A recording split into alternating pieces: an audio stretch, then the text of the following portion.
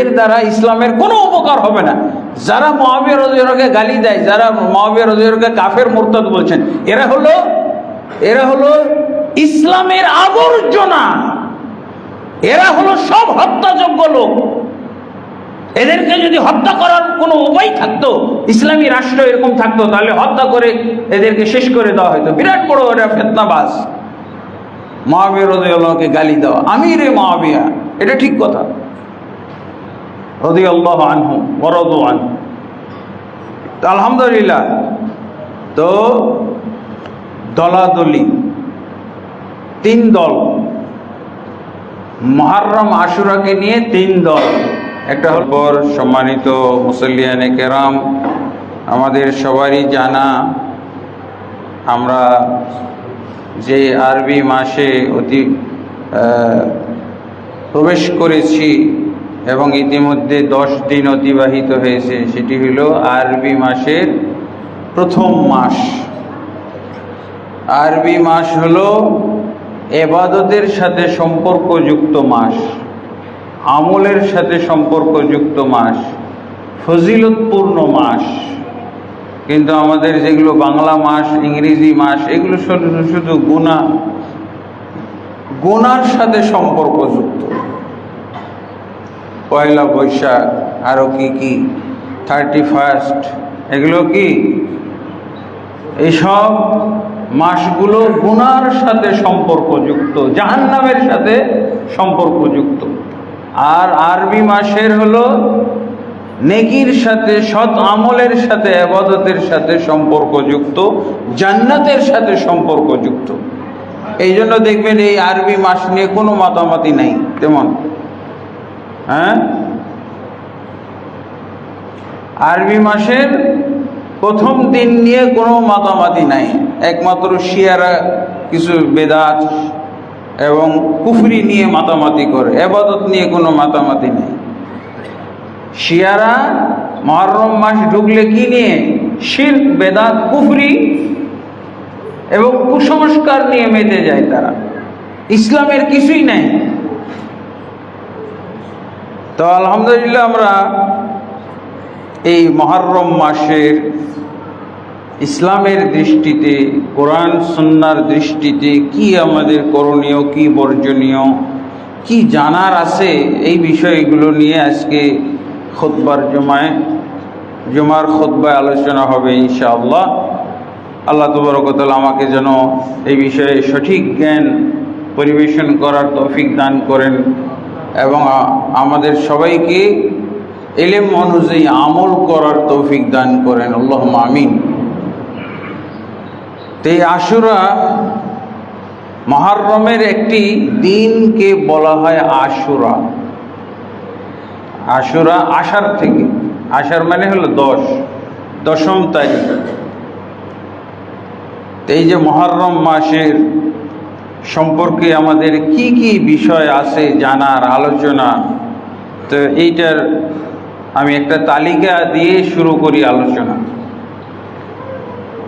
মুহররম মাসের একটা ইতিহাস বা আশুরার একটা ইতিহাস, সঠিক ইতিহাস এবং বেঠিক ইতিহাস। সঠিক ইতিহাসটা কি আর বেঠিক ইতিহাস কি। তারপরে মুহররম মাসের ফজিলত, মুহররম মাসের ফজিলতগুলো কি। তারপরে মুহররম মাস বা আশুরার সিয়াম এর বিভিন্ন হালাত, 4টি অবস্থা পার হয়ে এসেছে। তারপরে এই মুহররম বা আশুরাকে কেন্দ্র করে দলাদলি, কয়টা দল আছে, আপনি কোন দলের সাথে। মুহররম আশুরাকে কেন্দ্র করে মুসলমানদের মধ্যে দলাদলি, মুসলমানদেরকে ধ্বংস করেছে কি, দলাদলি। দলাদলিতে এত মজা পাইতেছে। আর দলাদলির মধ্যে, এমনি তো দলাদলি নিকৃষ্ট জিনিস, জাহান্নামের দলাদলি হলো জাহান্নামে যাওয়ার আমল। আল্লাহ রাসূল সাল্লাল্লাহু আলাইহি ওয়াসাল্লাম বলেছেন না, আমার উম্মত, অতীতে বনু ইসরাঈলেরা 72 ভাগে বিভক্ত হয়েছিল, আর আমার উম্মত উম্মতে মুহাম্মাদি ৭৩ দলে বিভক্ত হবে।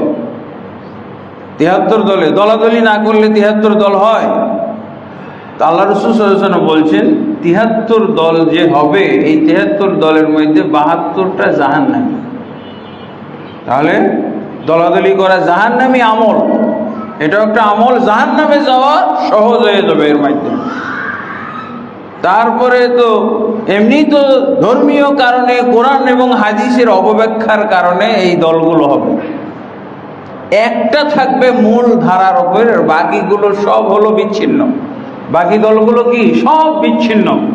একটা দলের সম্পর্ক থাকবে রাসূলুল্লাহ সাল্লাল্লাহু আলাইহি ওয়াসাল্লামের সাথে, সাহাবায়ে কেরামের সাথে, আর বাকিগুলো ইসলামের নাম ভাঙাবে, নবীর নাম ভাঙাবে, আল্লাহর বান্দা দাবি করবে, রাসূলের উম্মত দাবি করবে, রাসূলকে সবচেয়ে তারাই বেশি ভালোবাসে এমন দাবিও করবে, কিন্তু সব জাহান্নামী, সব জাহান্নামী। আল্লাহ রাসূল সাল্লাল্লাহু আলাইহি ওয়াসাল্লাম একেবারে ভেঙে বলে দিয়েছেন, সিনতাইনি ওয়া সাবঈনা ফিন্নার, ৭২টা জাহান্নামে যাবে, ওয়া ওয়াহিদাতুন ফিল জান্নাহ, একটা মাত্র দল জান্নাতে যাবে। তাহলে এটা, এই দলটা কিন্তু দলাদলির দল না, মূল ধারার দল। এই দলে আমাদেরকে থাকতে হবে।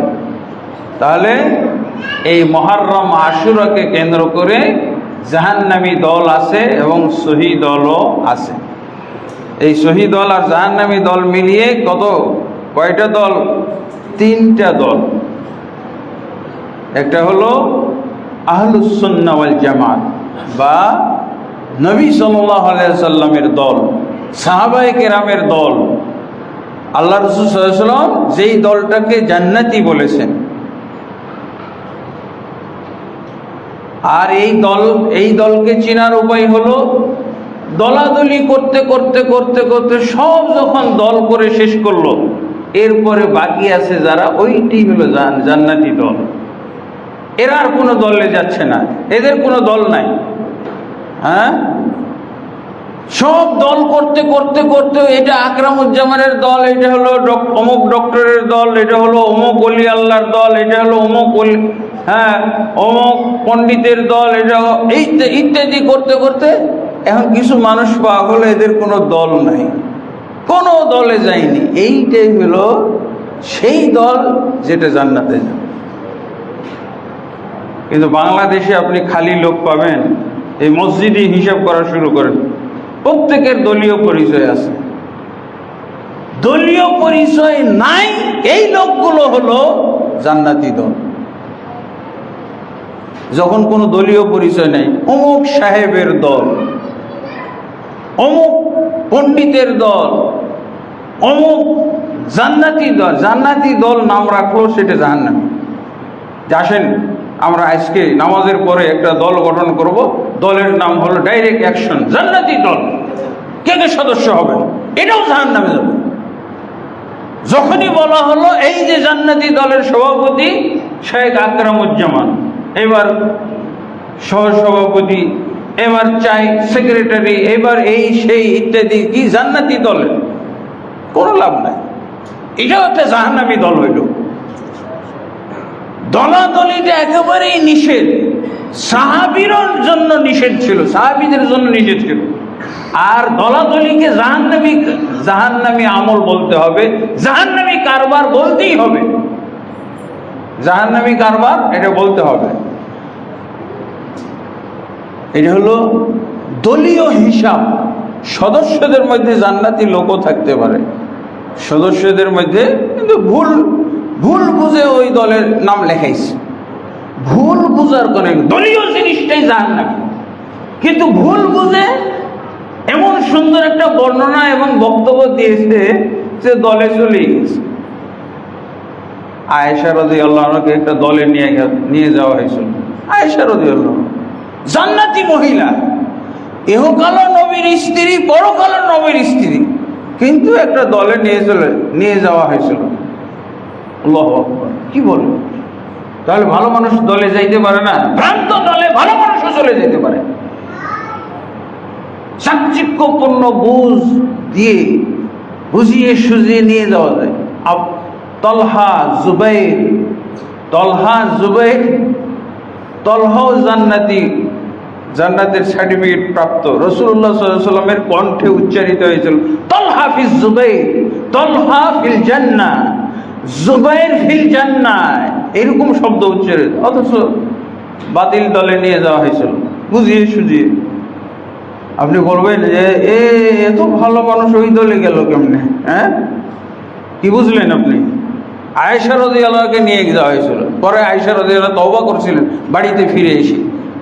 সেই দল, তাকে দলে নিয়ে গিয়ে আমাদের দেশের মানুষেরা তার দলীয় অবস্থানেরও প্রশংসা করে। দলীয় অবস্থান, আয়েশা রাদিয়াল্লাহু একটা দলীয় অবস্থান এক সময় ছিল, সেটার প্রশংসা করে বলে যে মহিলা নেতৃত্ব জায়েজ আছে। আয়েশা রাদিয়াল্লাহু নেতৃত্ব দিয়েছিলেন। কিসের নেতৃত্ব দিয়েছিলেন? জঙ্গে জামাল, উষ্টের যুদ্ধের নেতৃত্ব দিয়েছিলেন। এই যে জঙ্গে জামালে নিয়ে যাওয়া হয়েছিল, আয়েশা রাদিয়াল্লাহু নিজে যাননি, তাকে ভুল বুঝিয়ে নিয়ে যাওয়া হয়েছিল একটা দল। সেই দলটার নাম আপনারা জানেন, আব্দুল্লাহ বিন সাবা ইহুদি। সাহাবীদেরকে নিয়েও একটা দল করে ফেলেছিল। ইহুদি মানুষ তো, তার চক্রান্ত। আর মুমিন মুসলিমরা তো সরল সোজা হয়, বোঝে না। আল্লাহ তাদেরকে শুধরাই দেয় এক সময়। আয়েশা রাদিয়াল্লাহু আসলে নেতৃত্ব দিতে যাননি। যারা বলবে যে আয়েশা রাদিয়াল্লাহু আনহা নেতৃত্ব দিয়েছিলেন উষ্টের যুদ্ধে, এরা সব বাতিল, বাতিল বুঝের উপরে আছে, ভ্রান্ত বুঝের উপরে আছে।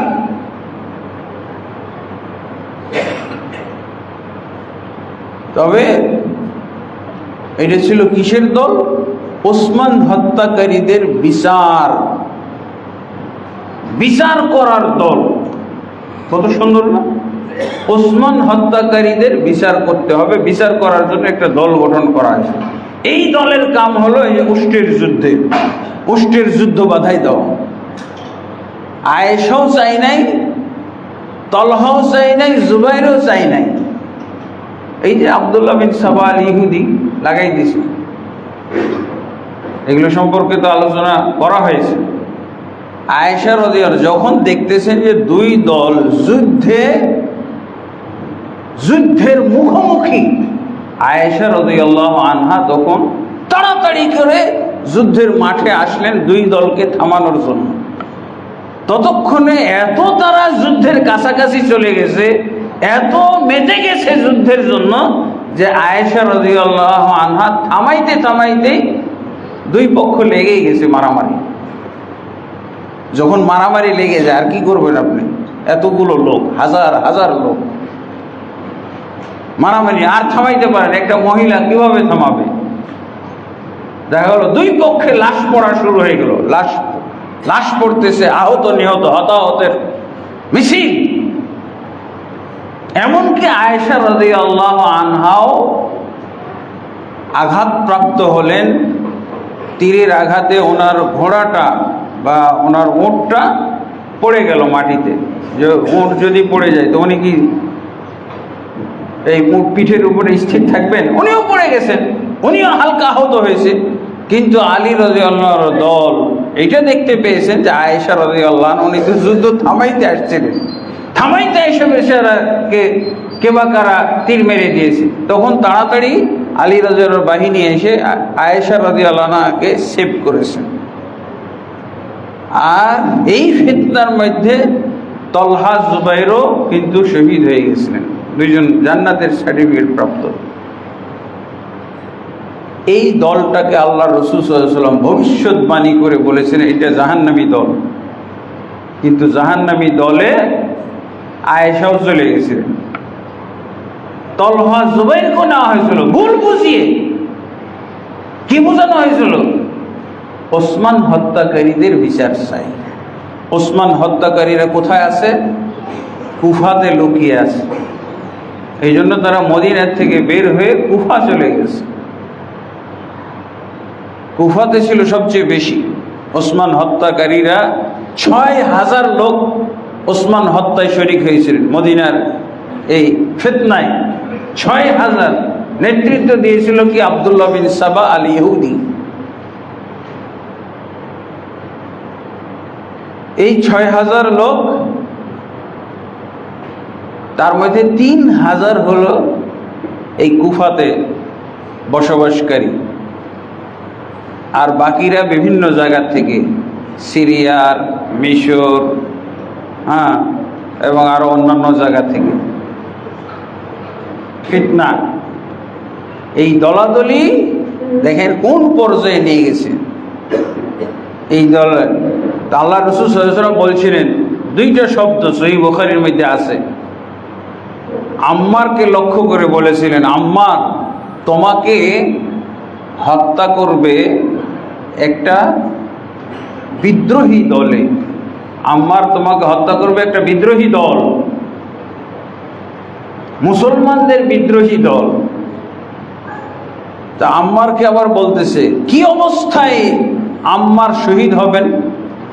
আম্মারের অবস্থান হলো ইয়াদউহুম ইলাল জান্নাতি, আম্মার যেই বিদ্রোহী দলটা প্রতিপক্ষ দল হবে, সেই দলকে আম্মার জান্নাতের দিকে দাওয়াত দেওয়ার অবস্থায় শহীদ হবেন। আর ওই প্রতিপক্ষ দলের অবস্থান কি? ইয়াদউহুম ইলান নার, জাহান্নামের দিকে দাওয়াত দিবে। আর আম্মার কিসের দিকে দাওয়াত দিবে? ইয়াদউ ইলাল্লাহ, একটা বর্ণনা আছে আল্লাহর দিকে দাওয়াত দিবে, আর এক বর্ণনা আছে ইয়াদউহুম ইলাল জান্নাহ, জান্নাতের দিকে দাওয়াত দিতে যে উনি শহীদ হবেন। আর প্রতিপক্ষ দল, এক নম্বর আল্লাহ রাসূল গুণ বললেন যে বিদ্রোহী দল হবে, আর তারা কি করবে? ইয়াদউহুম ইলান নার, আম্মারকে জাহান্নামের দিকে দাওয়াত দিবে। আমাকে এই বিদ্রোহী দলের নেতা কে ছিল? মুআবিয়া রাদিয়াল্লাহু আনহু। মুআবিয়া রাদিয়াল্লাহু আনহু উনি জান্নাতি সাহাবী। বিদ্রোহী দল, এই জন্য বলেছি যে দলাদলি যার মাধ্যমেই ঘটবে, এই দলাদলি হলো জাহান্নামী কারবার। আল্লাহ রাসূল কি বললেন? এই দলটা কি করবে? জাহান্নামের দিকে দাওয়াত দিবে আম্মারকে। এমন অবস্থায় আম্মার শহীদ হবেন। আর আম্মার দাওয়াত দিবেন আল্লাহর দিকে, এবং আর এক বর্ণনা আছে জান্নাতের দিকে। আর ওই দলের লোকেরা আম্মারকে দাওয়াত দিবে জাহান্নামের দিকে। জাহান্নামের দিকে মানে দলের দিকে। দলের দিকে দাওয়াত দেওয়াটাই হলো জাহান্নামের দিকে। দাওয়াত দিতে হবে আল্লাহর দিকে, দাওয়াত দিতে হবে জান্নাতের দিকে, কোরআন সুন্নাহর দিকে। কোন দলের দিকে দাওয়াত দেওয়া যাবে না। দাওয়াত দিয়ে দলের দিকে দাওয়াত দিলে সেই দল যদি কোনো সাহাবীও গঠন করে, সেটাকেও কি বলা হবে? মানে সহি দলের বিপরীতে। ইবনে আব্বাসকে জিজ্ঞেস করা হয়েছিল, এবং মুআবিয়া রাদিয়াল্লাহু আনহু নিজেই জিজ্ঞেস করেছিলেন, ইবনে আব্বাস আপনি তো খুব পণ্ডিত মানুষ, শিক্ষিত, কোরআনের ১ নম্বর মুফাসসির, রাইসুল মুফাসসিরিন, আপনি রাসূলুল্লাহ সাল্লাল্লাহু আলাইহি ওয়াসাল্লামের বিশেষ দাওয়াত প্রাপ্ত, দোয়া প্রাপ্ত, আপনি বলেন, আপনি ক্লিয়ার করেন, আপনি কোন দল আপনার পছন্দ? ওসমানের দল নাকি আলীর দল? মুআবিয়া রাদিয়াল্লাহু আনহু যে দল গঠন করেছিল, এই দলের নাম হলো ওসমানের দল। কারণ ইস্যুটা ছিল কি? ওসমান হত্যার বিচার চাই। এই জন্য এটা মুআবিয়ার দল ছিল না, এটা ছিল আলীর চেয়েও উত্তম সাহাবী ওসমানের নামে খোলা দল। ওসমানের নামে খোলা দল, ওসমান হত্যার বিচার চাই, এই ইস্যুকে কেন্দ্র করে মুআবিয়া রাদিয়াল্লাহু দল গঠন করেছিলেন। অথচ রাসূলের ভবিষ্যৎবাণীতে পাওয়া যায় এটাই সেই বিদ্রোহী দল। এটা বিদ্রোহী দল। আমরা যে বলি আমিরে মুআবিয়া, এই দল পরিচালনার কারণে আমিরে মুআবিয়া খেতাব উপাধি পায় নাই। জেনে রাখতে হবে, ভুল ভাঙতে হবে। এই দল পরিচালনার জন্য আমিরে মুআবিয়া উনি ছিলেন না। আলী রাদিয়াল্লাহু মৃত্যুর পর হাসান রাদিয়াল্লাহু আনহু, আলীর পুত্র, বড় পুত্র হাসান যখন খেলাফতের দায়িত্ব নিলেন, 6 মাস খেলাফতের দায়িত্ব পালন করার পর পদত্যাগ করে যখন মুআবিয়াকে ক্ষমতা বুঝিয়ে দিলেন, সেই দিন থেকে হলো মুআবিয়া রাদিয়াল্লাহু আনহু আমিরে মুআবিয়া। ওনার 2টা পর্ব আছে, একটা হলো বিদ্রোহী দলের প্রধান আমির, বোঝা গেছে, আর একটা হলো জামাতুল মুসলিমিনের আমির। ওনার আমিরের খেতাবটা কেন আমিরে মুআবিয়া বলা হয় না? আমিরে মুআবিয়া বলার পর্ব হলো এইটা। হাসান পদত্যাগ করে যখন মুআবিয়া রাদিয়াল্লাহু আনহুকে বুঝিয়ে দিলেন ক্ষমতা, আর গোটা মুসলিম জাহানের যত ফিতনা ফাসাদ সব মিটে গেল। ওসমান হত্যার বিচারকারী, ওসমান হত্যার বিচার এটাও নিরসন হয়ে গেল। কিন্তু কিভাবে নিরসন হইল জানেন? না বিচার করার মাধ্যমে নিরসন। এতদিন গন্ডগোল করে, এত যুদ্ধ বিগ্রহ করে, জঙ্গে জামাল করে, সিফিনের যুদ্ধ করে ওসমান হত্যার বিচার হয় নাই। বিচার হয় নাই মানে এটা বিচার সম্ভব না। মুআবিয়া রাদিয়াল্লাহু ক্ষমতায় এসেও বিচার করতে পারে নাই। এটা বিচারহীন অবস্থায় মীমাংসিত হয়ে গেল। জানেন এই ইতিহাস? বিচারহীন ভাবেই কি হয়ে গেল? ফিতনা শেষ হয়ে গেল। বিচার চাই, বিচার চাই, এটাই একটা বিরাট ফিতনা ছিল। 6000 লোক আপনি কি এই যুগে হত্যা করতে পারবেন? অভিযুক্ত তো 6000 লোক।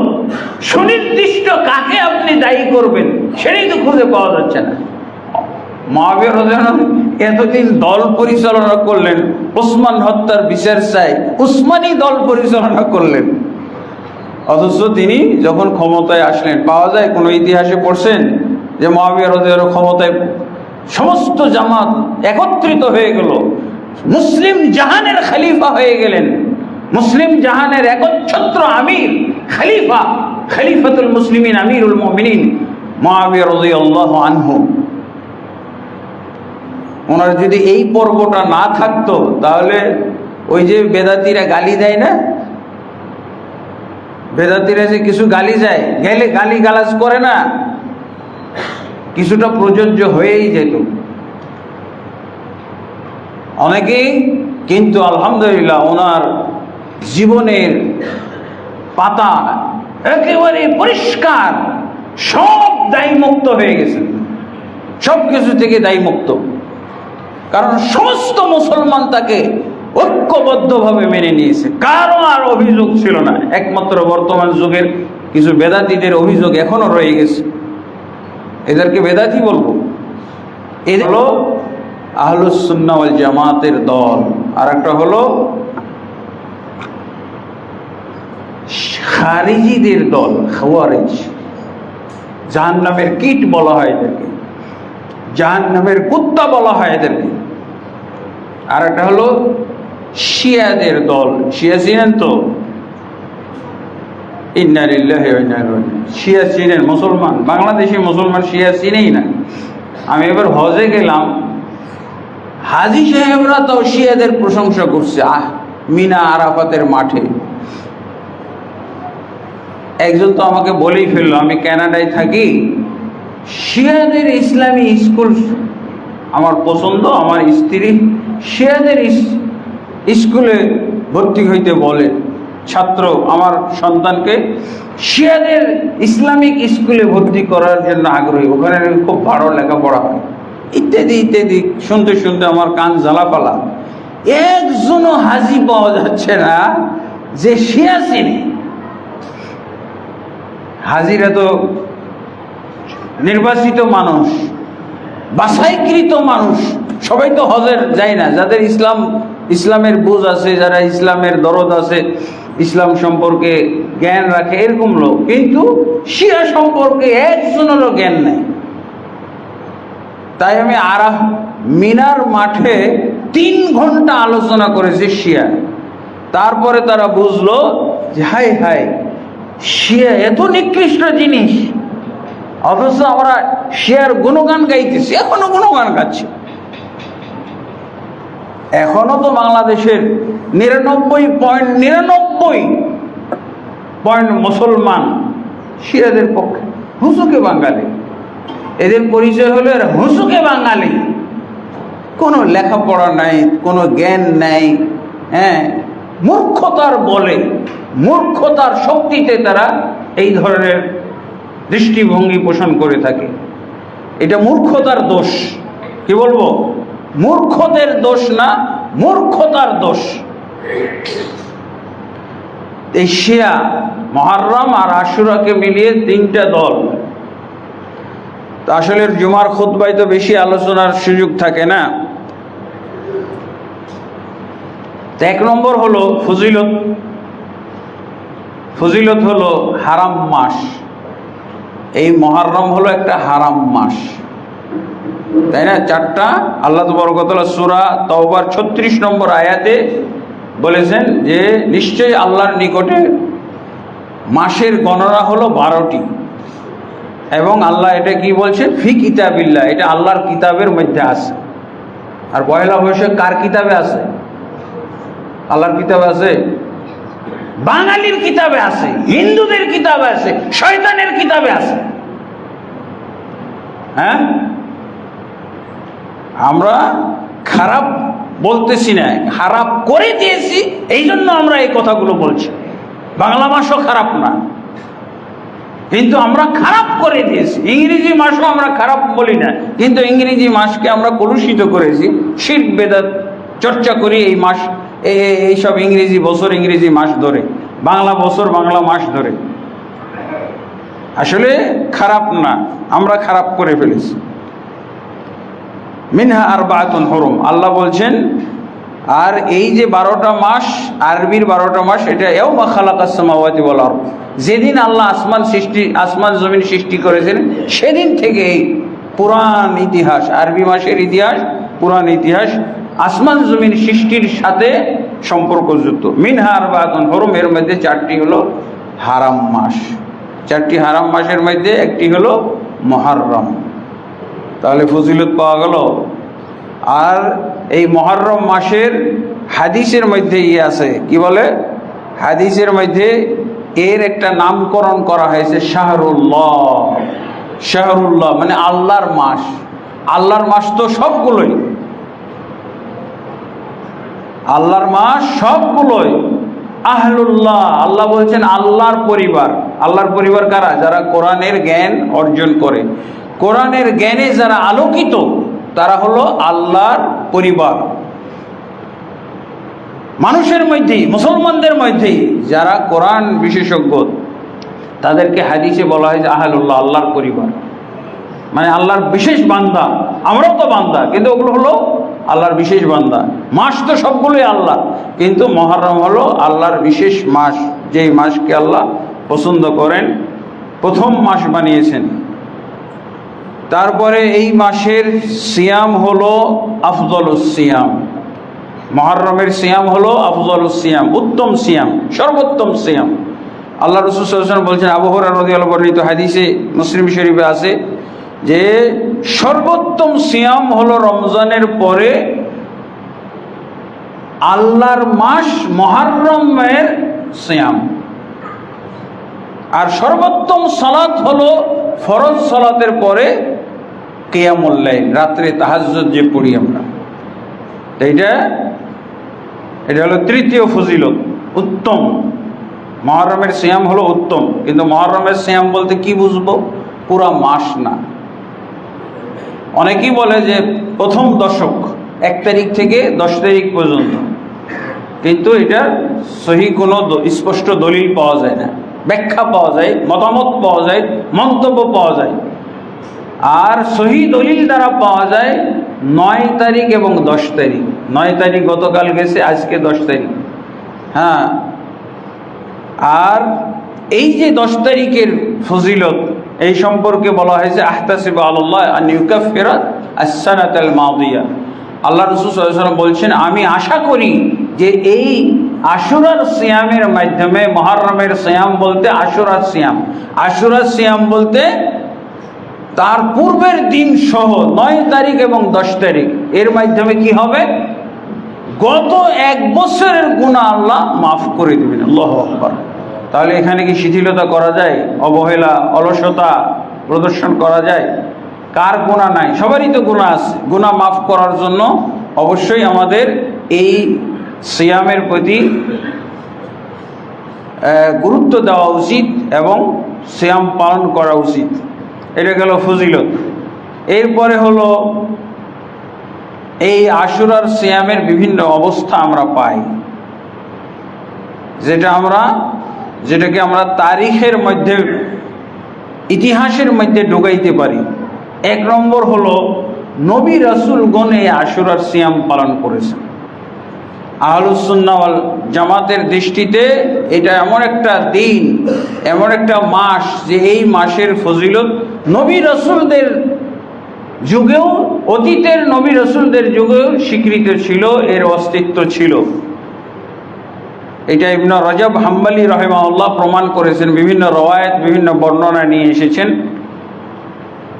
এমনকি নূহ আলাইহিসসালাতু ওয়াসসালাম, তিনি যে নৌকায় চড়ে মহাপ্লাবন থেকে বেঁচেছিলেন, এই মহাপ্লাবন থেকে রক্ষা পাওয়ার দিনটা ছিল আশুরা। সেদিন শুকরিয়া স্বরূপ তিনি, যখন কাফেররা, মুশরিকরা, সব আল্লাহদ্রোহী, আল্লাহর দুশমন, নূহ নবীর দুশমন, ঈমান ইসলামের দুশমনরা যখন মারা গেল সবাই, তিনি তো তার মুমিন বাহিনী নিয়ে নাজাত পেলেন, তখন শুকরিয়া স্বরূপ এই আশুরার দিন সিয়াম পালন করেছিলেন। আর সেই দিনটা ইবনে রজব হাম্বলি রাহিমাহুল্লাহ বর্ণনা নিয়ে এসেছেন হাদিস থেকে, যদিও কিছু সনদে দুর্বলতা আছে। উনি বলছেন যে তিনি শুকরিয়া স্বরূপ এই আশুরার সিয়াম পালন করেছেন। তখন থেকেই আশুরার সিয়ামের ইতিহাস তাহলে পুরানা না? তাহলে আহলুস সুন্নাহ ওয়াল জামাতের দৃষ্টিতে আশুরার ইতিহাস হলো পুরানা, আর শিয়া বেদাতীদের দৃষ্টিতে আশুরার ইতিহাস হলো 61 হিজরির মুহররমের 10 তারিখ হোসেন রাদিয়াল্লাহু আনহু শহীদের মাধ্যমে। বেদাতীদের ইতিহাসে, শিয়াদের ইতিহাস, মুরতাদ শিয়াদের ইতিহাস হলো এটা। আহলুস সুন্নাহ ওয়াল জামাতের ইতিহাস হলো পুরান, নবীদের যুগ থেকে, নবী এবং রাসূলদের যুগ থেকে। আউয়ালুর রাসূল নূহ আলাইহিস সালাতু ওয়াস সালাম, সর্বপ্রথম রাসূল ছিলেন নূহ আলাইহিস সালাতু ওয়াস সালাম। তিনি নাজাত পাওয়ার পর, এই আশুরার দিনে নাজাত পেয়েছিলেন। তার নৌকাটা জুদি নামক এক পাহাড়ে অবতরণ করেছিলেন, অবতরণ করেছিল, এবং তখন তিনি তার মুমিন বাহিনী নিয়ে শুকরিয়া স্বরূপ সিয়াম পালন করেছিলেন। এই হয়ে গেল আশুরার সিয়াম। এরপরে দেখা যায় যে আল্লাহর রাসূল সাল্লাল্লাহু আলাইহি সাল্লাম যখন মক্কায় ছিলেন, হিজরত করার আগে, কাফের আবু জাহল, আবু লাহাব, আবু তালেব, এরাও, জাহিলি যুগের লোকেরাও আশুরার সিয়াম পালন করছে। এটা তো সহিহ বুখারীর মধ্যে পাওয়া যায়। আয়েশা রাদিয়াল্লাহু আনহা বলছেন, ইন্না আশুরা কানা আশুরা ইয়াওমান তাসুমুহু কুরাইশুন ফিল জাহিলিয়া। আয়েশা রাদিয়াল্লাহু আনহা বলছেন যে আশুরা এমন একটি দিন, যেই দিনের সিয়াম পালন করত মক্কার জাহিলি সমাজের লোকেরাও। সহিহ বুখারী হাদিস, আয়েশা রাদিয়াল্লাহু আনহা বর্ণনা করছেন। তাহলে এর ইতিহাসটা, মক্কাতে মুশরিকরা এই সিয়াম পালন করত। মুশরিকরা তো দাবি করতো যে আমরা মিল্লাতে ইব্রাহিমের সদস্য, মিল্লাত ইব্রাহিম আলাইহিস সালাতু ওয়াস সালামের আমরা উম্মত, এটা দাবি করত মক্কাবাসীরা। এই জন্য তারা কাবা ঘরের যত্ন করত, ইব্রাহিমের স্মৃতি, ইব্রাহিম আলাইহিস সালাম হজ করত, উমরা করত, তওয়াফ করত, সাই করত, মিনায় যাইতো, মুজদালিফায় যাইতো, আরাফায় যাইতো না, মক্কাবাসীরা যাইতো না, হারামবাসীরা। কিন্তু অন্যদেরকে বলতো, তোমরা যারা হারামের বাইরের লোক, বহিরাগত যারা, তারা তোমরা আরাফায় যাও, নাহলে তোমাদের হজ হবে না। আমরা আরাফায় না গেলেও হজ হবে, আমাদের আরাফায় যাওয়া যাবে না, আমাদের একটা সম্মান আছে। আমরা হারামবাসী, আর আরাফা হলো হারামের বাইরের একটা জায়গা। তোমরা তো এমনি বহিরাগত, হজ করতে আসছো, তোমাদের আরাফায় যাইতে হবে, কিন্তু আমরা হারামবাসী, আমাদের আরাফায় যাওয়া চলবে না। ওটা হলো হারাম এলাকার বাইরে চলে গেছে, মুজদালিফা পর্যন্ত হারাম এলাকার ভিতরে। এইভাবে তারা একটা মন করার নিয়ম। হজ উমরার ক্ষেত্রে কি রাসূল ইব্রাহিম আলাইহিসসালামের নিয়ম তারা ঠিক রাখছিল নাকি? বেদাত ঢুকিয়ে ওটাকে সর্বনাশ করে ফেলছে। বেদাত ঢোকার মাধ্যমে মিল্লাতে ইব্রাহিমকে কুফরি মিল্লাতের পরিণত করেছিল। আর একটা ভালো একটা দল, ভালো একটা মিল্লাত জাতিকে কুফরে পরিবর্তন করা, রূপান্তরিত করার হাতিয়ার হলো বেদাত, শিরক আর বেদাত। এই দুইটার মাধ্যমে এটা কুফরি জাতি, জাহেলি জাতিতে পরিণত হয়েছিল। তো তাদের দৃষ্টিতে হলো, তাহলে দেখা যাচ্ছে যে সহিহ বুখারীর মাধ্যমে বোঝা যাচ্ছে কুফারে কুরাইশ, মক্কার মুশরিকরাও আশুরার সিয়াম পালন করত। ইতিহাস এটা সহিহ বুখারী থেকে পাওয়া গেল। আর একটা হলো আল্লাহ রাসূল সাল্লাল্লাহু আলাইহি ওয়াসাল্লাম যখন হিজরত করে আসলেন, এসে দেখছেন মদিনার ইহুদিরাও, এরা তো মুশরিক না, ইহুদিরা হলো আহলুল কিতাব, আহলে কিতাব। এই আহলে কিতাবদেরকেও দেখা যাচ্ছে যে আশুরার সিয়াম পালন করছে। আল্লাহ রাসূল সাল্লাল্লাহু আলাইহি ওয়াসাল্লাম কিন্তু জাহিলি যুগের লোকদের সাথে আশুরার সিয়াম পালন করতেন, নিজেও পালন করতেন, আয়েশাও করতেন, যদিও সেটা ব্যাপারে সুনির্দিষ্ট কোনো ওয়াহি আল্লাহ রাসূলের কাছে তখনও আসে নাই। তারপরে উনি মদিনায় যখন হিজরত করে আসলেন, মদিনায় হিজরত করে এসে দেখছেন ইহুদিরাও এই দিনের সিয়াম পালন করছে। ঘটনাটা কি? তা আল্লাহ রাসূল জানতে চাইলেন। সহিহ বুখারী মুসলিমে এই হাদিসগুলো আছে যে মা হাযাল ইয়াউমুল্লাযী তাসুমুন, এটা কোন দিন যে তোমরা এই দিনের সিয়াম পালন করো? তখন তারা ইতিহাস বলল, যেটা হলো সেই দিন যেই দিন আল্লাহ আমাদের নবী মূসা আলাইহিসসালাতু ওয়াসসালাম এবং মূসার সাহাবী মুমিন বাহিনীকে ফেরাউন এবং ফেরাউনের কাফের বাহিনী থেকে নাজাত দান করেছিলেন, এবং ফেরাউন এবং তার দলবলকে নদীতে বা সাগরে ডুবিয়ে হত্যা করেছিলেন। মূসা আলাইহিসসালাতু ওয়াসসালাম শুকরিয়া স্বরূপ এই দিনের সিয়াম পালন করেছেন। সেই সিয়াম আমরা আজও পালন করে যাচ্ছি। এটা হলো আহলুস সুন্নাহ ওয়াল জামাতের ইতিহাস। মুহররম, আশুরা, কত সুন্দর স্বচ্ছ ইতিহাস। আল্লাহ রাসূল কি বলেন? আনা আহাক্কু বিমূসা মিনকুম, আরে আমি তো তোমাদের চেয়েও বেশি হক রাখি। মূসা আলাইহিসসালাতু ওয়াসসালামের নাজাতের কারণে শুকরিয়া স্বরূপ সিয়াম পালন করার বেশি হক রাখি আমি। তোমরা কিসের ইহুদিরা এই দিনের সিয়াম পালন করো? আল্লাহ রাসূল তো মক্কা থেকে আশুরার সিয়াম পালন করতেন, কিন্তু মদিনায় এই ঘটনা শুনে বেশি গুরুত্ব দিলেন এবং গুরুত্বের মাত্রাও বাড়িয়ে দিলেন ইহুদিদের কাছ থেকে ইতিহাস শুনে। এমনকি আল্লাহ রাসূল সাল্লাল্লাহু আলাইহি ওয়াসাল্লাম এই সিয়ামের ব্যাপারে বললেন যে শিশুদেরকেও তোমরা এই সিয়ামটা পালন করো। শিশুরা এই দিনের সিয়াম পালন করত। এই যে 7 বছর বয়সের যে শিশুদের সিয়াম পালন করতে হয়, এই সিয়ামটা তারা আশুরা দিয়েই শুরু করেছিল। ফরজ সিয়াম তো পরে আসলো। যখন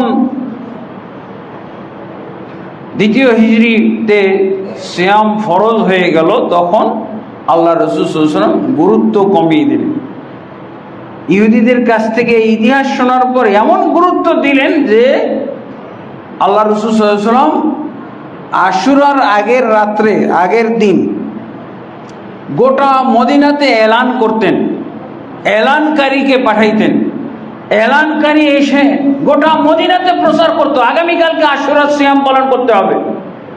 তারপরে আল্লাহ রাসূল সাল্লাল্লাহু আলাইহি ওয়াসাল্লাম সকালেও এলান করতেন, আশুরা মানে 10 তারিখের সকালেও যারা নাস্তা করেছো আর তোমরা দুপুরের খানা খেও না, তোমরা আশুরার সিয়ামের নিয়ত করে ফেলো। যারা নাস্তা করে ফেলেছো আর তোমরা খেও না, খানা বন্ধ করে দাও। এইভাবে আল্লাহ রসুল এত গুরুত্ব দিতেন, বাচ্চাদেরকে সিয়াম পালন করাইতেন, নিজে সিয়াম পালন করতেন, আগের দিন এলান দিতেন, মাইকিং করতেন। মানে সেই যুগের মাইকিং তো ছিল না, মাইক লোক পাঠিয়ে প্রচার করতেন। আর দিনের বেলাও আবার সকাল হওয়ার পরও আবার আল্লাহ রসুল সাল্লাল্লাহু আলাইহি ওয়াসাল্লাম ঘোষণা দিয়ে বাড়াইতেন, যারা ভুল ক্রমে আজকে আশুরার দিন তোমরা যারা নাস্তা করে ফেলেছো, বাকি দিন আর খানা পানি খেয়ে না, আশুরার সিয়ামে নিয়ত করে তোমরা কমপ্লিট করো, ইফতার সূর্য ডোবার পর ইফতার করো। তারপর যখন এটাই হলো আশুরার সিয়ামের বিভিন্ন হালাত এবং ইতিহাস আহলুস সুন্নাহ ওয়াল জামাতের দৃষ্টিতে। এরপরে যখন রমজানের সিয়াম ফরজ হলো, তখন আল্লাহ রাসূল সাল্লাল্লাহু আলাইহি ওয়াসাল্লাম বললেন যে আশুরার সিয়াম আর এত গুরুত্ব দেওয়ার দরকার নাই, যার ইচ্ছা পালন করবে, যার ইচ্ছা ছাড়তে পারো, তবে আমি আশুরার সিয়াম পালন করব। আমার সাথে যারা যারা সাথে হইতে চাও, সঙ্গী হইতে চাও, সিয়াম পালনের ক্ষেত্রে হও, এই ব্যাপারে উৎসাহ দিচ্ছি। তবে এত যে প্রেশার দিচ্ছিলাম, এতদিন প্রেশার দিচ্ছিলাম, এখন সেই প্রেশার আর নাই। প্রেশারটা না, আশুরার আগের দিন এলান করা, আবার সকালবেলাও এলান করা, নাস্তা খেয়েছো তারপরও এই আশুরার সিয়াম পালন করো, এইরকম আর চাপাচাপি প্রেশার নাই। যার ইচ্ছা পালন করবে, যার ইচ্ছা ছাড়বে, সমস্যা নাই। এই হলো, তারপরে এটা মানসুখ হয়ে গেল, মানে গুরুত্ব প্রদান, ফরজের মতো অবস্থা। রমজান নাই, আশুরার সিয়ামই ফরজের স্থান দখল করেছিল এতদিন। এরপরে আল্লাহ রাসূল সাল্লাল্লাহু আলাইহি ওয়াসাল্লাম চতুর্থ অবস্থা হলো, আল্লাহ রাসূল সাল্লাল্লাহু আলাইহি ওয়াসাল্লাম গবেষণা করে দেখলেন যে ইহুদিরা 10 তারিখের সিয়াম পালন করে, তারপরে খ্রিস্টানেরাও এই 10 তারিখের সিয়াম পালন করে। আর ইহুদি খ্রিস্টানদের তো বিরোধিতা করার কথা বলা হয়েছে। তখন আল্লাহ রাসূল সাল্লাল্লাহু আলাইহি ওয়াসাল্লাম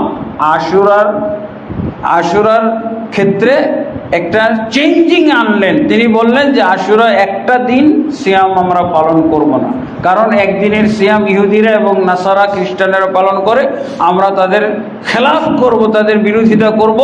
আর বিরোধিতার জন্য তার আগের দিন সিয়াম পালন করব। এবং বললেন লাইন বাকিত ইলা কাবিরিল্লাহ সুম্মান্নাতাস, আমি নিজেও যদি আগামী বছর বেঁচে থাকি তাহলে অবশ্যই তাসুয়া, আশুরার সাথে তাসুয়াও আমি সিয়াম রাখবো, সিয়াম পালন করব।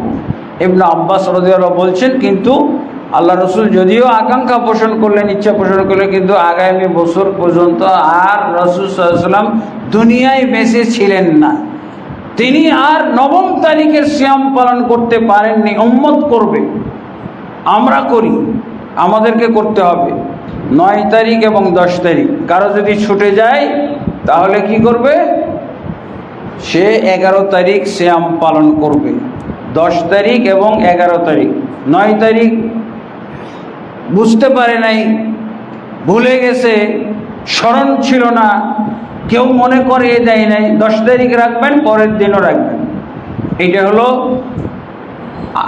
আশুরার সিয়াম, মুহররমের সিয়াম। আর মুহররমের সিয়াম বলতে এই 2 দিনকেই বোঝায়, 9 তারিখ এবং 10 তারিখ। যারা বলে যে 1 তারিখ থেকে 10 তারিখ পর্যন্ত, এদের কোনো দলিল নাই, ব্যাখ্যা বিশ্লেষণ আছে, বক্তব্য মন্তব্য এগুলোই আছে। তো আলহামদুলিল্লাহ, এবার আমরা আহলুস সুন্নাহ ওয়াল জামাতের দৃষ্টিতে আশুরার ইতিহাস নিয়ে কিছু কথা বলবো বিশেষভাবে।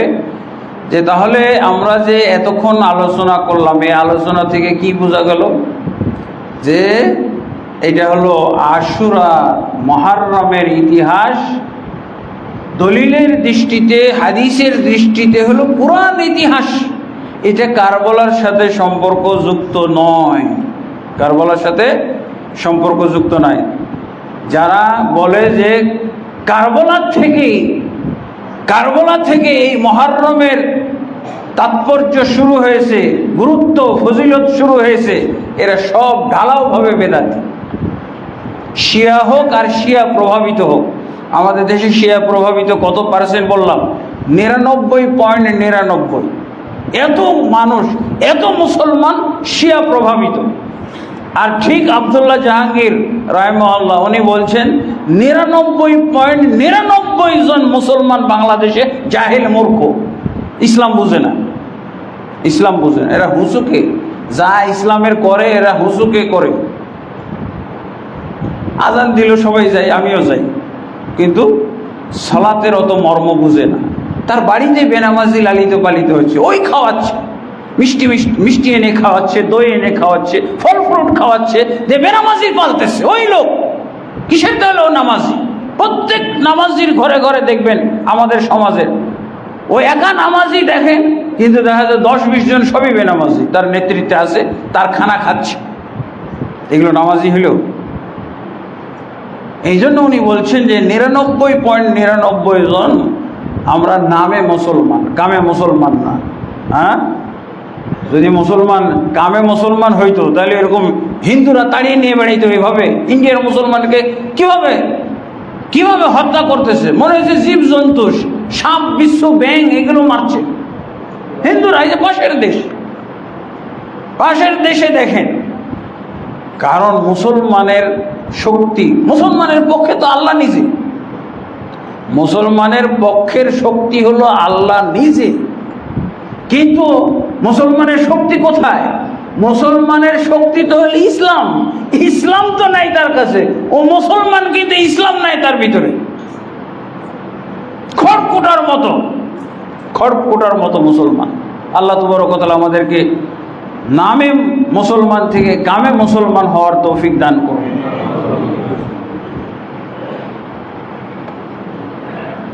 এই যে শিয়া যারা, তারা বলতেছে যে এটা শুরু হয়েছে কারবালা থেকে। এই জন্য আমাদের দেশে তো রেডিও, টেলিভিশন, পত্র পত্রিকা, ইসলামী প্রবন্ধ, এই যে লেখালেখি দেখছেন, সব মনে হয় না যে এই দেশে কোনো সুন্নি মুসলমান আছে। টেলিভিশনটা আপনি খোলেন, আলোচনা করতেছে, হুজুর টুপি লাগিয়ে আলোচনায় বসে গেছে। কিসের আলোচনা? মুহররমের আলোচনা। ওই 61 হিজরি হোসেন রাদিয়াল্লাহু আনহুর শহীদ হওয়ার ঘটনা কি? 61 হিজরি 10ই মুহররম, কারবালা। এটা আচ্ছা, 61 হিজরির আগে কি আর কোনো মুসলমান শহীদ হয় নাই?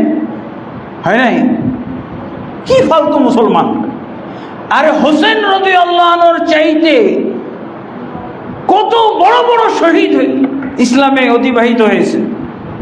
ওমর রাদিয়াল্লাহু, কি মনে করেন আপনি? ওমর রাদিয়াল্লাহু শহীদ মৃত্যু হয়েছিল।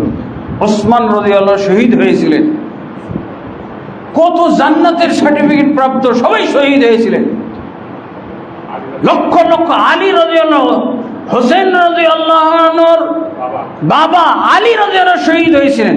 বাবার চাইতে তো ছেলের চাইতে তো বাবা শহীদ, বড় শহীদ। বাবা বড় শহীদ না, বড় শহীদ। কিন্তু তারা শুধু শহীদ আর কি বলে, একটা বাজে কথা বলে, ইসলাম জিন্দা হতা হ্যায় হার কারবালা কে বাদ। কিসে? তোর তো ইসলামই নাই, তো জিন্দা হবে কি? ফালতু কথা কার। তোর তো ইসলামই নাই, জিন্দা হওয়ার প্রশ্ন ওঠে না। ইসলাম থাকলে না, ইসলাম ইসলাম তো মারা গেছে। এই কারবালা দিয়ে ইসলাম জিন্দা হয় না। কারবালা থেকে ইসলামের আরো দুরবস্থা শুরু হয়েছে। কারবালার আগেই ইসলাম ভালো ছিল, কারবালার পর থেকে ইসলাম দুরবস্থা। এই যে শিয়া তৈরি হলো, শিয়া প্রেমীদের অস্তিত্ব হলো, শিয়ার পরে এই শিয়ার কারণে অসংখ্য মুসলমান কাফের মোরতাদ হয়ে গেল, তাহলে দুরবস্থা না? ইসলামের দুরবস্থা তো কারবালার পর থেকে। আর এরাই হলো সেই মুসলমান যারা হোসেন রাদিয়াল্লাহু আনহু হত্যাকারী। শিয়ারাই হোসেনকে হত্যাকারী। শিয়া বলতে দল, হোসেন রাদিয়াল্লাহু দল। হোসেন রাদিয়াল্লাহু আনহুকে ডেকেছিল কারা? মদিনার থেকে ডেকে পাঠিয়েছিল কারা?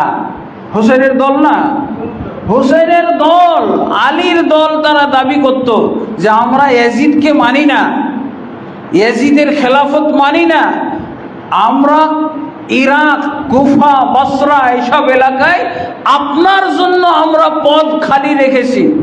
আমরা ইয়াজিদের বায়াত করি নাই, আপনার হাতে বায়াত করে আমরা আপনার নেতৃত্বে চলব। এই কথাটা বলেছিল কারা?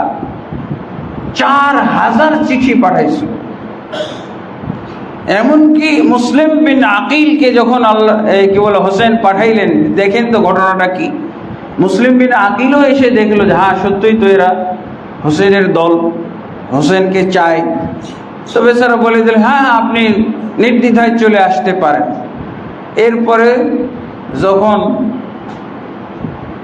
কি বলে ইয়াজিদ তো অলরেডি নেতৃত্ব পেয়ে গেছে, মুআবিয়া রাদিয়াল্লাহু তাকে নেতৃত্ব দিয়ে গেছেন,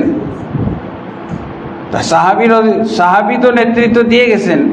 উত্তম থাকতে অধমকে দেওয়া যায়, নেতৃত্ব দেওয়া যায়, এতে কুফরি হয় না। আর মুআবিয়া রাদিয়াল্লাহু তো সিরিয়ায় ছিলেন, শাম দেশে, আর হোসেন ছিলেন মদিনাতে। যদি উনি সিরিয়াতে থাকতো তাহলে হয়তো একটা বিবেচনা করার সুযোগ ছিল। অনেকে না, সবাই তো জানতো যে হোসেনের ফজিলত বেশি, হোসেন উত্তম বেশি, হোসেন সাহাবী, আর ইয়াজিদ তো তাবী, সাহাবীর ছেলে তাবী। ইয়াজিদ যদি হোসেন সিরিয়াতে থাকতো, মুআবিয়ার হাতের নাগালে থাকতো, হয়তোবা তাকেও খেলাফত দিয়ে যাইতে পারতেন মানুষের পরামর্শক্রমে। এমনি অনেকে বলছিলেন, কিন্তু হাতের নাগালে নাই। উনি তখন অসুস্থ, যে কোনো সময় শেষ নিঃশ্বাস ত্যাগ করবে, কি বলে মুআবিয়া রাদিয়াল্লাহু আনহু। তখন যারা তার আশপাশে সাহাবায়ে কেরাম ছিলেন তাদেরকে ডাকলেন এবং অন্যান্য তাবিঈদেরকে ডাকলেন, ডেকে বললেন যে আমি কি করতে পারি, এখন কাকে খেলাফত দিয়ে যাব। তো তারাও পরামর্শ দিল আপনার ছেলেই তো আপনার যোগ্য, তাকে দিয়ে যেতে পারেন, তাকে তো আপনি গড়ে তুলেছেন, আপনি তাকে নেতৃত্ব দেওয়া শিখিয়েছেন, আপনার সাথে থেকে সে শাসন কাজে সহযোগী ছিল, তাকে আপনারা দেন, তাকে আপনি খলিফা ঘোষণা করেন, আমরা প্রচার করব। এটা ছিল সাহাবায়ে কেরামের যুগ। আমাদের যুগের মতো মুসলমান থাকলে মুআবিয়াকে তখনই হত্যা করত। হ্যাঁ, নিজের ছেলেকে দিতে চান? জানি এত খারাপ মানুষ তখন ছিল না। সাহাবী ছিল আর তাবেঈ ছিল। এই জঘন্য মুসলমান ছিল নাকি? এই দলাদলিকারী মুসলমান ছিল? এখনকার একটা গালি হলো কি, ইয়াজিদ ভক্ত, ইয়াজিদি মুসলমান। যারা ইয়াজিদি মুসলমান বলে, আল্লাহর কসম আমি তাদেরকে দেখেছি, একজনকে মুসলমান বলার উপায় না, সব মুরতাদের পার্টি। যারা ইয়াজিদি মুসলমান বলে মুসলমানদেরকে গালি দেয়, এরা সব মুরতাদ, সব কাফের মুরতাদ। এদের মধ্যে কোনো তাওহীদ খুঁজে পাওয়া যাবে না, সুন্নাহ খুঁজে পাওয়া যাবে না। এগুলো সব হলো সুন্নি জাতি। আমাদের দেশের এই সুন্নি বেদাতিগুলো আছে না, এরা সব একচেটিয়া। শিয়ারা তো আছেই, ইয়াজিদি মুসলমান বলে, ইয়াজিদি মুসলমান বলে থাকে। ইয়াজিদি মুসলমান বলে যারা গালি দেয়, এরা একজনও মুসলমান হওয়ার উপযুক্ত না, সব মুরতাদ, একেবারে ঢালাওভাবে মুরতাদ। আল্লাহ তাবারক ওয়া তাআলা এদেরকে হেদায়েত দান করুন, হেদায়েতের পথ খোলা আছে। অনেক শিয়া মুসলমান হয়ে গেছে না, অনেক সুন্নি জামাতের লোক মুসলমান হয়ে গেছে না, অনেক মুফতি মুসলমান তারা হেদায়েত প্রাপ্ত হয়েছে না, তওবা করেছে না, সহিহ পথে এসেছে না, আলহামদুলিল্লাহ। তাই আমরাও তাদের ব্যাপারেও হেদায়েত কামনা করি। কিন্তু এই অবস্থায় থাকলে, এই কারবালাকে কেন্দ্র করে, হুসাইনকে কেন্দ্র করে যারা খাঁটি মুসলমানদেরকে, আহলুস সুন্নাহ মুসলমানদেরকে যারা ব্যালেন্স করে এই হুসাইন এবং ইয়াজিদের মধ্যে ব্যালেন্স করে সহিহ অবস্থান গ্রহণ করে থাকে, তাদেরকে যারা ইয়াজিদি মুসলমান বলে, ঢালাওভাবে সব মুরতাদের পালে। এদেরকে কখনো ভালো মুসলমান বলার উপায় নাই। আপনি যাচাই করে দেখবেন তাদের আকীদা ঠিক নাই। তারা বেদাতে, নানাবিধ বেদাতে জড়িত, শিরকে জড়িত, কবর পূজায় জড়িত, পীর পূজায় জড়িত। তারা বিভিন্ন ধরনের দরবার, দরগা, খানকা, এর মধ্যে তারা সীমাবদ্ধ রয়েছে। এদের মধ্যে ভালো কিছু পাওয়া যাবে না, কোনো কল্যাণজনক কোনো ভালো তাদের মধ্যে পাওয়ার সম্ভাবনা নাই। এই জন্য তো মুসলমানদের অবস্থা সারা বিশ্বে এরকম হয়েছে। ইসলাম ত্যাগ করে আবল তাবল জিনিস মেনে বেড়াচ্ছে, খেয়াল খুশি শয়তান যা শিখিয়ে দিচ্ছে সেটাও আমল করছে। এই তো আসার আগে একটা ফেসবুকে দেখলাম আহমদুল্লাহ, এই যে শেখ আহমদুল্লাহ একটা বক্তব্য দিচ্ছে আশুরা সম্পর্কে, হোসেন ইয়াজিদ সম্পর্কে, খুব সঠিক কথা বলতেছিল। আর দেখি ওই কথাটা, আমি মনে করছি যে ওই কথাটার উপরে সে মন্তব্য করতেছে, একজন সুন্নি জামাতের লোক বলতেছে আহমদুল্লাহকে যা তা করে গালি দেওয়া শুরু করলো, কাফের, মুশরিক, মোরতাদ ইত্যাদি, ওয়াহাবি, ইয়াজিদি মুসলমান মানে ইসলাম থেকে খারিজ। আল্লাহ তাবারক ওয়া তাআলা এদেরকে হেদায়েত দান করুন, সঠিকটা বোঝার তৌফিক দান করুন, কোরআন সঠিকভাবে উপলব্ধি করার তৌফিক দান করুন, সহিহ হাদিস মানার তৌফিক দান করুন। তো অবশ্যই আমাদেরকে, আর খারেজি যারা শিয়া, তারা তো এই যে এখান থেকে ইতিহাসটা নিচ্ছে, এর পিছনে যাইতে রাজি না, অথচ কত বড় বড় শহীদ রয়ে গেছে। আর যারা খাওয়ারেজ, তারা কিন্তু হোসেন রাদিয়াল্লাহু আনহুর মৃত্যুতে খুশি। খারিজি যারা, তারা খুশি। হত্যা করেছিল কারা? খারিজিরা এক সময় শিয়া ছিল, আলী রাদিয়াল্লাহু আনহুর দল ছিল, কিন্তু তারা পরবর্তীতে বিদ্রোহ করে বের হয়ে যায়। দিয়ে এদের এই শিয়াদেরই এক অংশের নাম হলো খারিজি। এরা বিদ্রোহ করে বের হয়ে যায় এবং আলী রাদিয়াল্লাহু আনহুকে এক সময় হত্যা করে। এখন আলী রাদিয়াল্লাহু আনহুর বংশধরকেও তারা ঘৃণা করে। তো হোসেন রাদিয়াল্লাহু আনহুকে যখন হত্যা করা হলো, শহীদ করা হলো, তখন থেকে তারা খুশি। তো শিয়ারা করে মাতম, আর খারিজিরা করে কি সুখ, শান্তি এবং আনন্দ উদযাপন। আর শিয়ারা মাতম করে, আর ওরা সুখ উদযাপন, খুশি উদযাপন করে যারা খারিজি, যে আলীর আরেকটা বংশ মারা গেল, একটাকে তো আমরা মারছি, আরেকটাকে মারছে ওবাইদুল্লাহ বিন জিয়াদ। হ্যাঁ, ওবাইদুল্লাহ বিন জিয়াদকে যখন নেতৃত্ব দিয়ে দিল ইয়াজিদ, তখন একদিনই ঠান্ডা করে ফেলছে। এসে খালি হুমকি দিয়েছে, যারা হোসেনকে দাওয়াত দিয়েছ তাদের সবাইকে চিহ্নিত করে শাস্তি দেওয়া হবে। সব শিয়ার দল কি করছে? ইয়াজিদের নেতৃত্ব মেনে নিচ্ছে। তখন হোসেন এসে দেখে কেউ নাই, এমনকি বুঝার জন্য যে পাঠাইছিল মুসলিম বিন আকিল, তাকে ছাদের উপর থেকে ফেলে হত্যা করা হয়েছে। ওবাইদুল্লাহ বিন জিয়াদের একটা হুমকিতেই তারা সব মুরতাদ হয়ে গেছে, অর্থাৎ ফিরে গেছে হোসেন রাদিয়াল্লাহু আনহুর ভক্ত থেকে। এখন ইয়াজিদের নেতৃত্ব মেনে তারা এখন ইয়াজিদি হয়ে বসে আছে। আর একজনকেও পাওয়া যায় নাই হোসেন রাদিয়াল্লাহুর সাহায্যে আসার।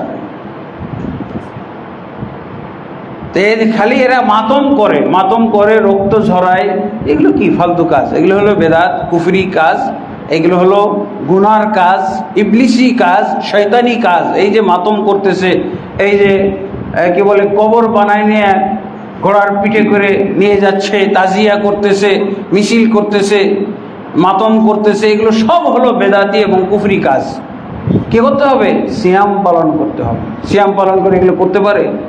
এবাদতে নাই, খালি বেদাত আর খালি কুফরি কাজের মধ্যে আছে এই শিয়ার পাল। আর আহলুস সুন্নাহরা কি করতেছে? এই যে শান্তভাবে সিয়াম পালন করতেছে। আলহামদুলিল্লাহ, এই হলো ইতিহাস। তো আলহামদুলিল্লাহ, আমরা আমাদের অবশ্যই শিয়াদেরকে চিনতে হবে, এটা একটা গুরুত্বপূর্ণ কথা। শিয়া হাজি হয়েও যদি শিয়া না চিনে, তাহলে খুবই মুশকিল আছে। বর্তমান যারা শিয়া, ইরানি যারা শিয়া, এরা ইহুদিদের চাইতেও খারাপ, খ্রিস্টানের চাইতেও খারাপ, হিন্দুদের চাইতেও খারাপ। এখন নরেন্দ্র মোদী মুশরিক, গরুর গু খেয়ে মুদ খেয়ে যারা এরকম ব্রেন তৈরি করেছে, এখন সবচেয়ে কাছের মানুষ হলো নেতানিয়াহু।